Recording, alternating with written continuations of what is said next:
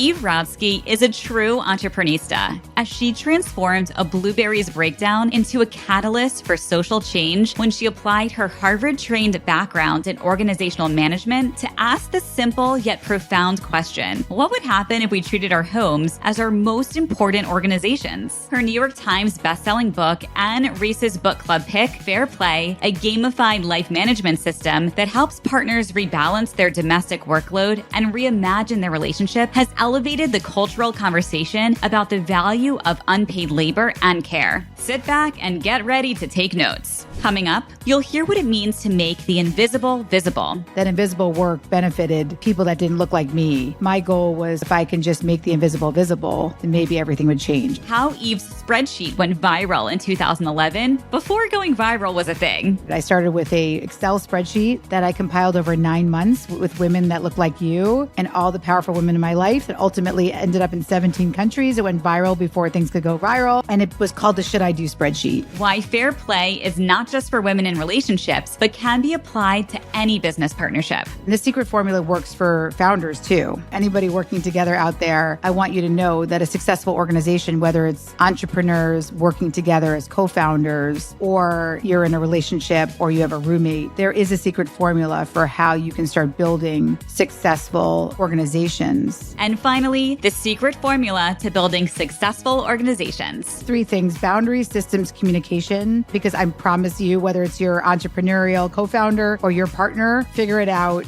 Sadly, it doesn't work.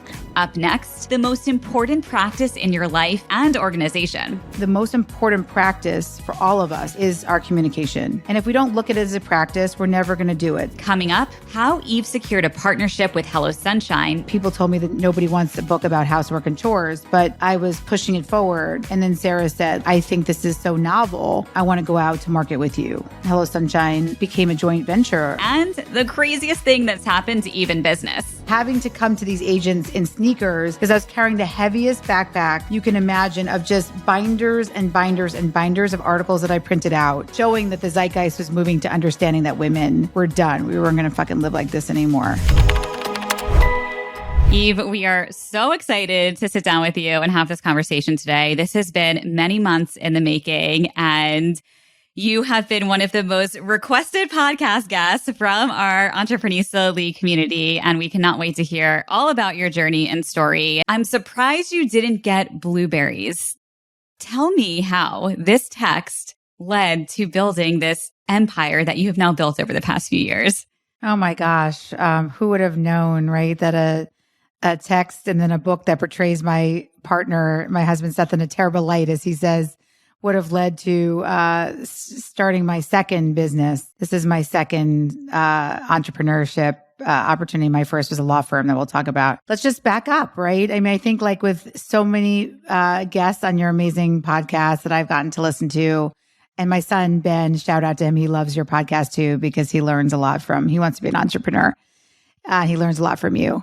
So I think, no one wakes up, right? And says, I don't know, on their 3rd grade, what do you want to be when you grow up project, that they want to be an expert on the gender division of labor. I mean, that's definitely not what was on that board. It wasn't, I'm sure it was like astronaut or veterinarian, but some things happened into my life. And you said the blueberries was a breakdown I had. And we'll talk a little bit about that. After my second son, Ben, was born, how did I turn into an expert on the gender division of labor? My husband, Seth, sent me a text that said, I'm surprised you didn't get blueberries. And that was the first time that I can remember and recall now, this was in 2011, that I had almost like tiny, beautiful things, like a Cheryl Strayed, like time to write her a letter, changing of your life moment where I was crying in my car, sobbing. I had to pull over from this text because what it represented to me was that I had a breast pump and diaper bag in the passenger seat of my car at that time. I had gifts for a newborn baby to return in the backseat of my car. I had started my first business. This was the first time I had started a business. It was a law firm. And I did that out of necessity because my corporate job was taking me back without direct reports. They told me, and that without a place for me to pump. If I wanted to pump, it would have to be in a broom closet, and I had to bring a battery pack because there was no outlet. So I quit.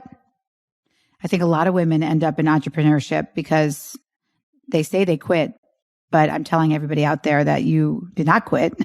You tried your hardest, but you were forced out. And so oftentimes, right, there's a necessity of invention when you feel abandoned by your partner. Again, him sending me this text in the middle of all this chaos of having a newborn baby, of just being pushed out of my work for my job, starting my own business, and then being assumed to be the fulfiller of his smoothie needs, along with racing to get my older son his toddler transition program at that time. That chaos, that overwhelm was what led me down the path of what ultimately Fair Play became. But it started from that day of the realization that not only was I emotionally and physically abandoned by my workplace, so that I had started my own law firm, but that my partner, who said he was supportive of this journey, this entrepreneurship journey I was on, was basically saying, well, now I have the stable job. And so if you want to make this work, it has to be on your timetable. And on top of it, now that you're home and your job is quote unquote more flexible, you're going to now be responsible for groceries and meal planning and the dentist appointments for our kids and picking them up from school. So my life actually got a lot harder when I became an entrepreneur because we had not negotiated the expectations of all the off-screen work, all that childcare and housework. That's so interesting. So from that moment, you're in your car, you get this text. What did you do next? Well, I think I'm Gen X and pretty type A. So what do? We like to start spreadsheets. We love Excel.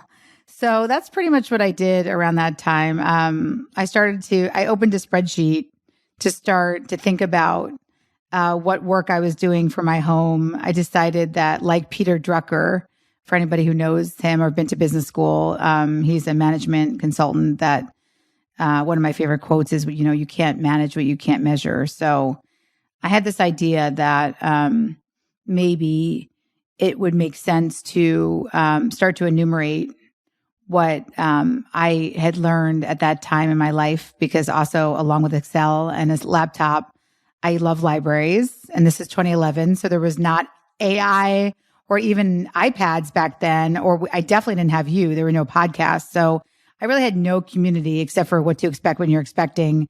That just told me my children were like the size of jelly beans. But nobody really told me what to expect when I was expecting was that the entire assumption that I had been living under, that I was living under a fair meritocracy, that my brains and my hustle would get me far, was a complete and total fucking lie. That's what to expect when you're expecting, I think it should have been. But ultimately at that time, that research of understanding that what the statistic that I was living, Courtney and Stephanie, the thing that I was living was I was holding 2/3 or more of what it takes to run a home and family. That is a statistic I was living, but I had no idea it was even out there. I had no idea that there was something called the second shift, emotional labor, mental load, or invisible work. But that term, 1986, it was coined by a sociologist named Arlene Kaplan-Daniels. Reading that article, that invisible work, that we have to convince women it makes sense for us to take pride in wiping asses and doing dishes, to think we're better at it, to condition us to devalue our time, to make us think our time's infinite like sand, and to guard men's time as if it's finite like diamonds. That's inherently the baseline of living in a capitalist patriarchy. So once I understood that invisible work benefited people that didn't look like me, my goal was, well, if I can just make the invisible visible, then maybe everything would change. And so that's where I started. I started with a Excel spreadsheet that I compiled over 9 months with women that looked like you and all the powerful women in my life that ultimately ended up in 17 countries. It went viral before things could go viral. And it was called the Should I Do spreadsheet. 98 tabs, 2,000 items of invisible work compiled in 9 months. And I thought that was my answer to make the invisible visible. And then once you had done this, you put together this list, it goes viral. How did you figure out what to do next and how you then evolve this into creating Fair Play? Well, I think the hardest part for me, and I'm sure everybody who listens to your podcast, right, they know this, and you've talked about this in different iterations, right? But case testing things going out to market to see what's really happening out there, research. Those are all really important steps, right? You may feel something, but maybe it's not market ready. And so what I found from this journey, which again was not my business at all, right? My entrepreneurship at this point was running a law firm called Philanthropy Advisory Group. And so I want to explain that was my day job at this time. My day job was that I worked for families that look like the HBO show Succession. And you should all feel bad for me because that's a hard entrepreneurial journey. It's a law firm for really difficult clients. And even though most of the work I do for them is family business work and family foundation work, there was lots of philanthropic emergencies at midnight, right? So, you're on when you're doing client management 24 hours a day, 7 days a week. And so that was my day job. But what was interesting to me about this other journey that I was on to basically save my own marriage was that once I compiled this list and I had women like you in my life who were helping me, again, like I said, ultimately it became 17 countries through Facebook and mirrored the US Census. But because I didn't have this type of podcast or I didn't have TikTok, there was nothing like this back then. The first time in my life since having kids that I didn't feel alone was talking to women about invisible work.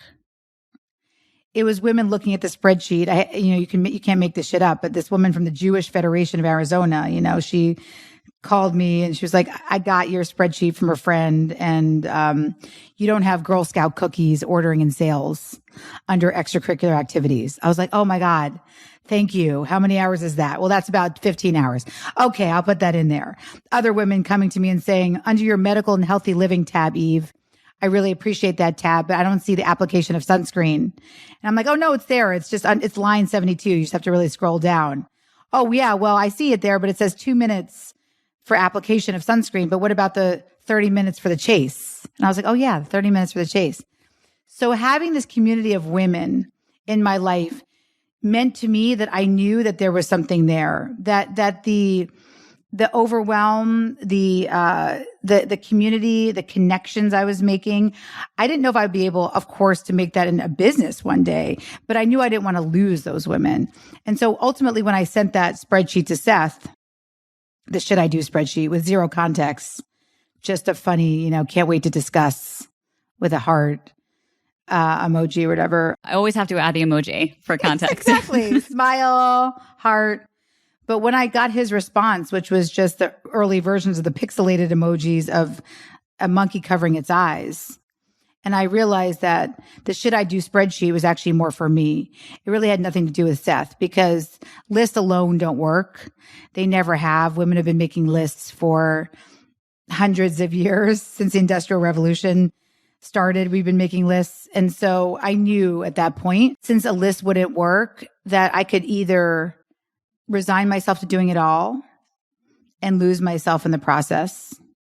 Or as Ali Wong says, the reason women buy diamonds after they have kids is because the light inside of us has died.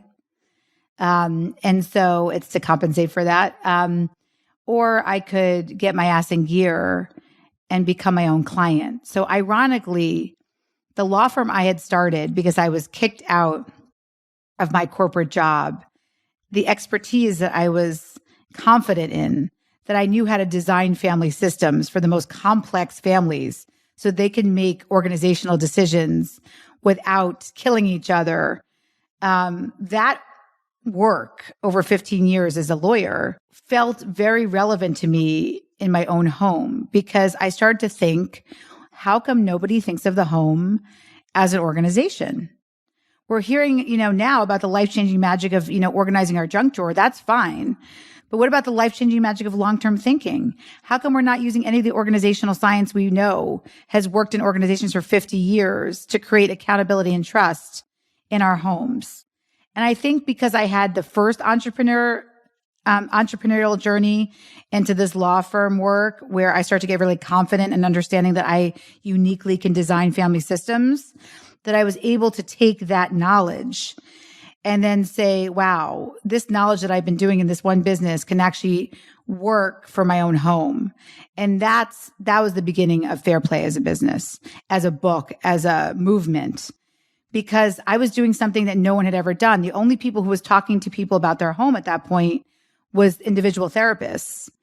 And that's a very different framework from organizational systems. So I'm not married and I have not read your book yet, but just curious, how do you approach your marriage now that you've done all of this work? How do you figure out how to divide up responsibilities and have those conversations? Well, really, Courtney, this is a love letter to you. Fair Play is a love letter to you. It's a love letter to women who, even if you're not living in a gender binary, if you're not in a relationship with a man, are still being affected by that because of the assumption of the way you look. Oh, I see, a gorgeous young woman. That woman is going to have children one day and she will not be committed to her career. It is my love letter to all of you who will lose $300,000 a year in the motherhood penalty just by looking like you may be a mother one day. It's, my love letter to you because of the fact that businesses related to what quote unquote women's areas, whether it's women's health, women's mental health, women's unpaid labor, don't get funded because you've talked about that, right? We are 2% now of all venture capital.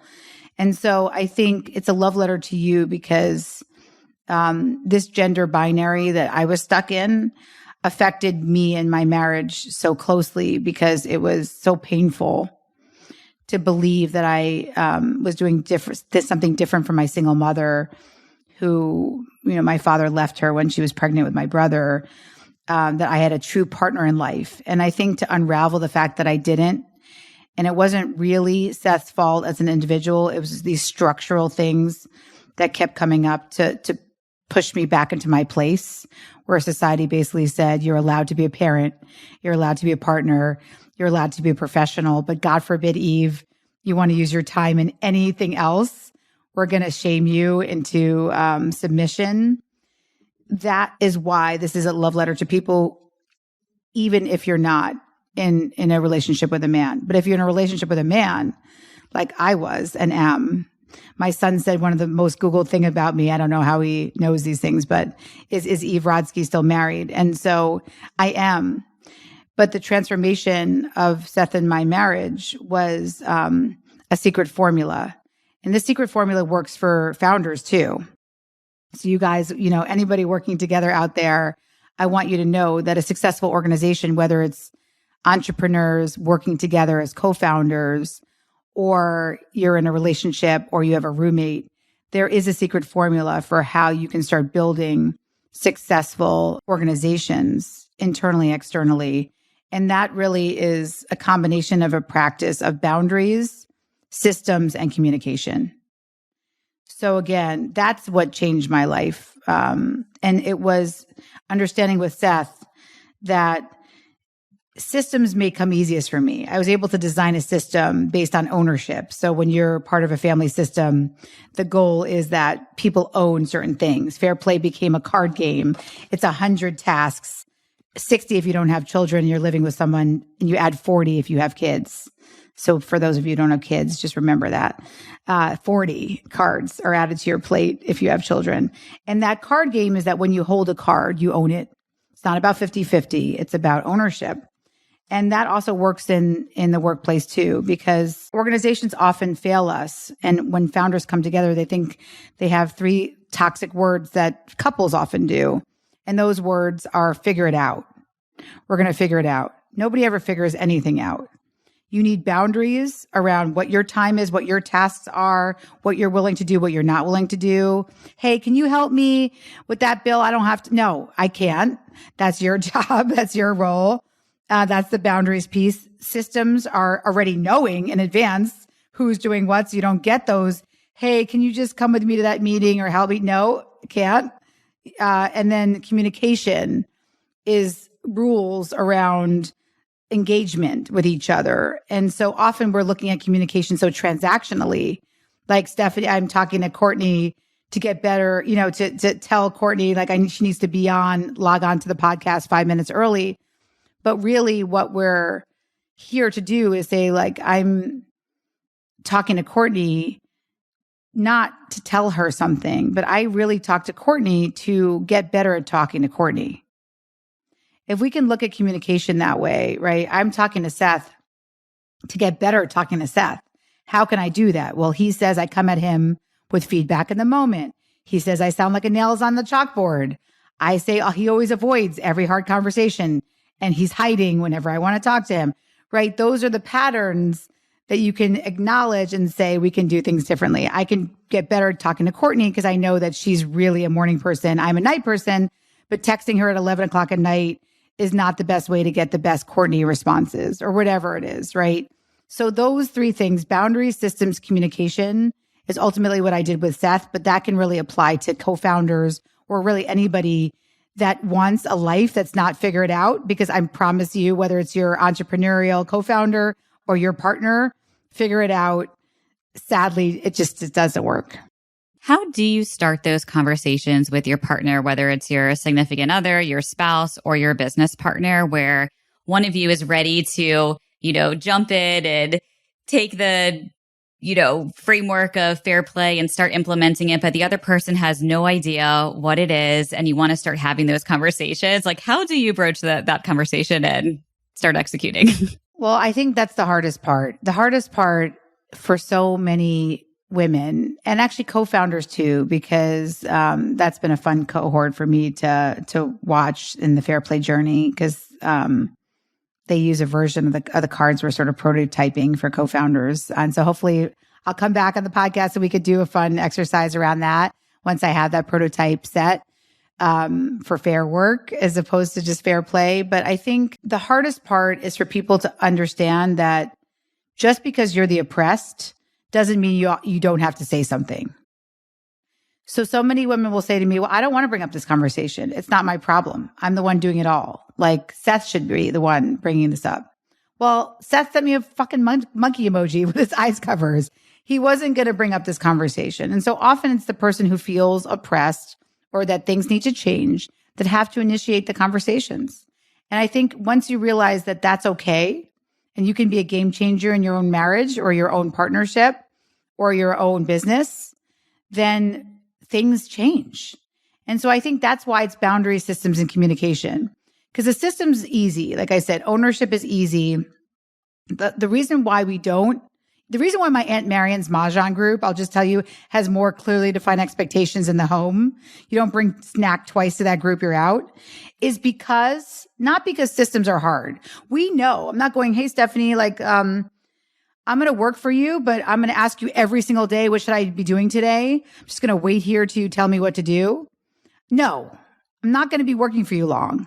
We understand the ownership. The systems part was easy. The hard part, especially for women, is the boundaries and the communication, because we've never been taught to ask for what we need. We've always been taught to absorb and to take it on. And in fact, boundaries are really hard because so many women, especially type A women, have told me that availability is literally tattooed into their identity. And I know this because I've done many experiments with women, including asking them to close their eyes and picture the school calling of one of their kids and not picking up. And these women are telling me they're getting a stress response just from the picturing of it. I'm like, what do you mean your heart's pounding? Just the picturing of that. Availability has become part of our identity. And so how can I tell you to ask? How could I tell you to even initiate these conversations if you don't believe that you deserve as much permission to be unavailable as your partner or your co-founder? And this happens a lot in women and cross-gender co-founder issues, actually, where men and women are, again, these horrible, nasty assumptions come up that somehow women are better at design. So I had a company that was grounded in science where the woman co-founder said she's responsible for all design decisions for the office because she's a woman. She has better taste. She doesn't want to be spending her time on that, but they didn't want to afford or pay interior designer. So things like that come up all the time. And we can only break it by understanding that it's not the systems that are hard to ask for. It's really understanding that you deserve to be unavailable. So you have a boundary around your time. You deserve time choice over how you use your day. that boundary is the hard part. And then the communication is the hard part. So what I would say is start with those. The system is easy once you understand that you deserve both of those things. So one of the things I say is you can either start with a boundary by saying my time is diamonds. Say that to yourself 100 times, really question, think about whether you really believe it. Or really think about communication with somebody else. And the number one thing you could do that all the people and successful fair players in their practice do is recognize communication as a practice. If that's one thing you take away from today, whether it's for your co-founders out there or your partners, if that's one thing you take away, then I've been successful, because we emailed 1,000 people on social media to ask them what their most important practice was. I like to ask open-ended questions that are a little confusing to people. Some people did not know what that meant, but I will tell you that the majority of things that came back were in the realm of some sort of meditation or exercise. And I'm here to tell you that the most important practice for all of us, as I said earlier, is our communication. And if we don't look at it as a practice, we're never going to do it. So the check-ins, being able to say, I'm going to practice communication with you, Courtney. We're going to sit down every Tuesday night. We'll come with cookie dough, I don't know, an edible, whatever short-term reward substitution. That's what we call it in behavioral economics, short-term reward substitution. Anything fun to do something hard. So come with the wine, come with the chocolate. We sit down every Tuesday at 4. As co-founders, we check in because we know then our emotion is going to be low, our cognition will be high, and I'll bring everything I need to talk to Courtney about to that check-in. That's going to work a lot better than if I'm giving Courtney feedback in the moment every time that something's happening. We can't do that. And so learning and regulating how we come at people, how we communicate, especially for women, I think is a very important skill. So that's what I would say. I would say we start with the communication, recognize that you don't want to come to your partner with a system that they've never heard of if you're not used to communicating in a regular cadence. So the first thing I would say is you have to start practicing that communication and just say to your partner or your co-founder, let's practice doing something differently. I think it's inefficient that I'm communicating with you on Slack 20 times a day. I could probably do that like 5 times a day. But if I come to you with a check-in every week, then we can talk the high-level things, and I'll hold those things that I'm bringing to you on Slack that are probably inundating you and distracting you during your day, and we'll talk about it then. Nobody's going to say no to something like that. That is such great advice. Thank you for sharing that, Eve. And I have some homework to do. Yes. We all do. Nobody checks in with each other. It's the strangest thing. And I know that over 10 years of data. It's so strange because I feel like it should be so natural, but no one does this. Nobody does this. Something that I've learned just in the co-founder relationship with Stephanie is that communication is really important. And we hired a business coach many, many years ago that helped us with a lot of the things that you're sharing.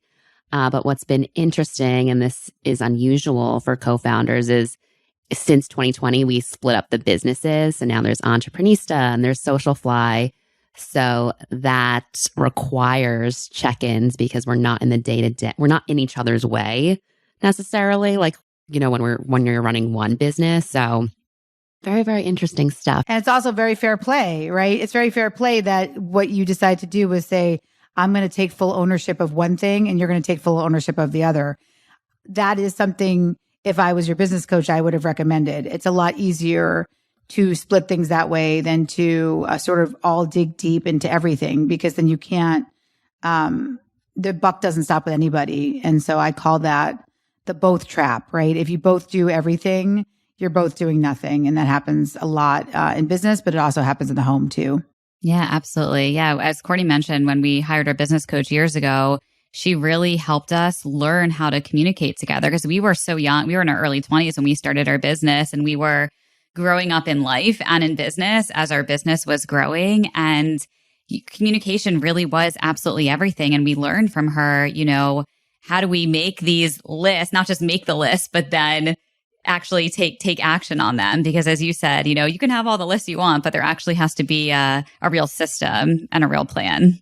And I think even, again, you can have the best plan in place, right, Stephanie and Courtney, but the most important thing is, as we were saying earlier, the practice of it, right? I can have on my board, on my like cork board here, like that I'm going to exercise 3 times a week, right? But that practice is only good as me getting off my ass to do it, which I rarely do, right? So I think the beauty of understanding that, just remembering that, emotion is low, cognition is high, conversations is really the only time people can hear you, is always helpful, right? To just keep remembering that, because it's so easy to shoot off a text.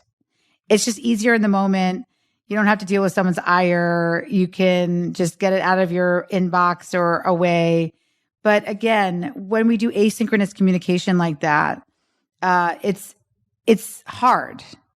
A lot of people use asynchronous communication now, or synchronous on, again, a device like a Slack or text.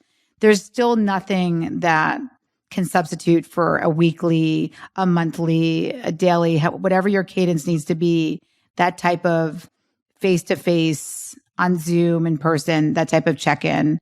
Unfortunately, it's just, we know that now. And actually, another really interesting study for founders that I think is important, and also I use this a lot for couples. People are much more other people in your business. So again, the check-ins should be for employees too, not just staff meetings, but allowing people to have a regular cadence with you.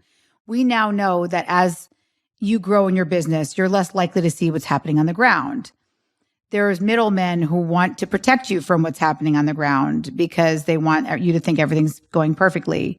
The most important thing for a successful business is for founders, for people to be able to hear bad news and to get that bad news fast. As you grow, it's harder to get to the bad news.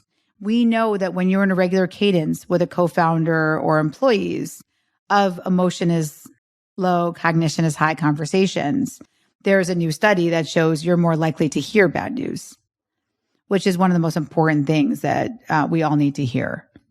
And so I love that, because I want to hear bad news from Seth, or what the things that I could do better. But he's much more likely to tell me those things. Well, he's more, we're all likely to lash out eventually when our resentment is so high. Our resentometer is 10. But if you want to hear them in a productive way, you do the more frequent check-ins. Totally. Nothing good happens in the heat of the moment in a stressful situation, for sure. Eve, tell me about the process of writing the book, and how did your partnership with Hello Sunshine come to be? Such a great question. This is about authenticity. And I think it's really important, right? If you're going into something saying, I don't think vision boards are bad, right? But I didn't go into, again, my life in 3rd grade saying I'm going to write a best-selling book about the gender division of labor. But I think the authenticity of being able to use those life experiences, knowing my first job so well that I knew I was coming at an age-old problem in a new way. So even if people said, this is weird, nobody gives a shit about chores, women are doing fine, which they did say to me, over and over again until the pandemic. And now people are like, okay, you were right. But it was understanding that, and this comes from a Rosa Parks quote, that if your mind is made up, the fear diminishes. And my mind was made up that I could do this differently than anybody could ever do this. And so because I knew that, I started with my prototype, which was the Fair Play system, before I knew it would be a book. And I started my own cards, and I was having all these beta testers, again, really all over the world. And so the CEO of Hello Sunshine, who was a friend before she was at Hello Sunshine, was a beta tester. Sarah Hardin became a beta tester of the system. And it was really working for Dave and her. And she had never seen organizational management principles, even though she's been at Harvard Business School and in many management positions used in the home. And so we came together, and she said, if you're going out, I had an agent at the time. People told me that nobody wants a book about housework and chores, but I was pushing it forward. And then Sarah said, I think this is so novel. I want to go out to market with you. And so that's what happened. Hello Sunshine became a joint venture eventually with me. And so that became Fair Play. And so this movement is sort of the CSR arm of Hello Sunshine, this idea of that women's time is diamonds, time equity has become a big piece of what we're all doing on the philanthropy side of things now, whether it's fighting for time equity and that women deserve childcare, fighting for time equity and that women deserve paid leave so they have time choice to take care of their kids and still remain in the workplace, fighting for paternity leave so that unpaid labor doesn't just fall on women. All of those bigger goals gets to happen because I have the platform of Hello Sunshine behind me. How did you know how to negotiate that agreement with Hello Sunshine? You were coming with this whole idea. They were coming with resources as well. Any advice you can share about going through that process? Well, I am an M&A lawyer, so maybe go to law school is a good idea. Being a lawyer has been very helpful to me in my career. I'll just say that. Being able to read a contract and be able to negotiate a contract is a skill set that is priceless. For those of you who are not lawyers, I will just say having a good business attorney by your side, you may not think you can afford it, is the most important person in your arsenal, because it's so easy up front. And you've talked about this on this podcast in different iterations, but it's so easy up front when you think you have nothing to give it away. Actually, I saw Bethany Frankel. Yeah, she had a really, I saw an article with her, and she talks about when she was quote unquote a nobody, she calls herself that, the Bravo or whatever Real Housewives wanted a piece of all the businesses she was going to create later on. And she's like, no. And now they force all of their Real Housewives to sign that clause that they get a piece of all their businesses. But it's because they call it the Bethany clause, because she said, no, I'm not going to give you a piece. Because when you have zero, it's much easier to give away and you think you're giving away zero. And that's how, unfortunately, later on when you're successful, you realize you own 3% of your company, and it's devastating, right? So for me, it was about, and I had privilege because I had my other firm. So I was still doing my day job of getting, cash. And so it's always great to have cash. So the law firm was subsidizing my salary. So with Hello Sunshine, actually, I didn't take any salary. I didn't take any payments. I just took equity. Again, that's very much someone of privilege who can do that, who's already had a business. Because a lot of people need money. They need a salary. But I was able to just take equity. And then later on, that was very helpful to me as as sales happened along the way. Looking back at your entrepreneurial career, can you share or think back to one of your most crazy moments? Oh my gosh. Yes. I mean, there were so many crazy moments. Starting my own law firm was a crazy moment for me because, I'd never been an entrepreneur before. So I didn't even understand, what does billing mean? I have to send out my own invoices. All the small things were really hard for me because I'm definitely a big thinker. So those were really hard for me. One of the funniest thing was having one of my clients email me literally 2 years into my law firm life and say, you haven't billed me for 2 years. And I was like, oh my God, you're in my client software. And, I have 72 hours billed, but I had not sent out an invoice to this client, things like that. And I was like, what is happening? How did I forget that? So very hard for me to manage those small details, which was embarrassing to admit that some of those details were really hard for me. But I'd say the not the funniest thing, but I think the image I have of myself in New York City before the pandemic, right? And this is right after Trump was elected, 2016. I decided that there was power in seeing the problem because no one was believing me that women were burning out from shouldering unpaid labor, right? No one was believing me because we're graduating from college more than men, and men are the one who are having problems in our society. And so no one was believing me that there was this zeitgeist out there that I kept saying, we are one crisis away from losing 30 to 40 years of women's labor force participation. I didn't think that crisis would be a global pandemic, but I did think it was going to be this burnout crisis I was seeing in women across all socioeconomics, intersection of their race and class and in different countries. So I decided to print out binders. And so when I started to go see agents who didn't believe me that I should be signed because I'm just a random lawyer with this solution, was I had this huge backpack and I had literal binders of articles saying like about the second shift, about emotional labor, about women burning out.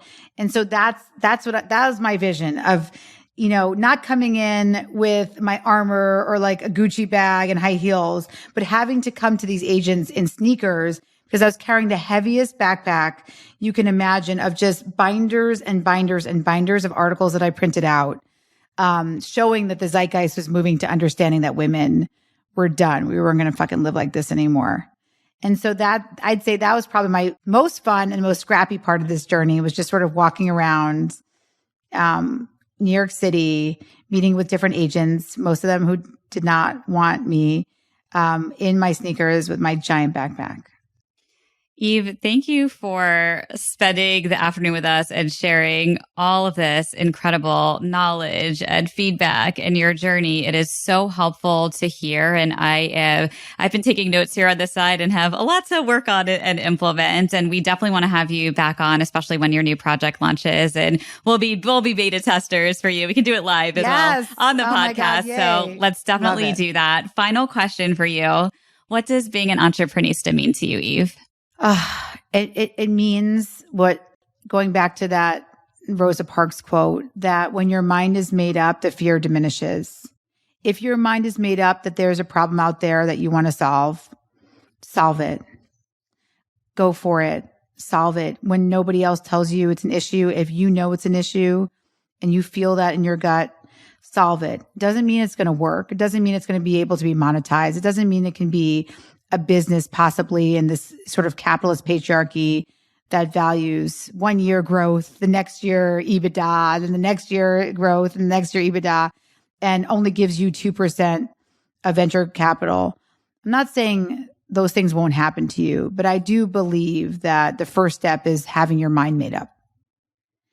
And once that mind is made up, you just go for it. You diminish that fear and you say, this is something out there. It's valuable for me. I will devote my life to it. And I think that fire gets us through a lot of the doubt and a lot of the fear. I love it. I so agree. Eve, where can everyone find you and follow you? And for those that want to pick up a copy of either of your books, where should they head to do that? So I would say the best place is just go to Fair Play Life. It has everything. Our newsletter is full of research. You can find the cards for free there if you want to see the breakdown of all 100 cards. Obviously, the books are sold wherever books are sold. And then if you want my political rants, that's Eve Rodsky, but everything related to Fair Play is at Fair Play Life. Perfect. And we'll link out to everything in the show notes below. So head over to the show notes if you want to find Eve and head over to her site. Eve, thank you again for being here. I'm Stephanie. And I'm Courtney. And this is the best business meeting we've ever had.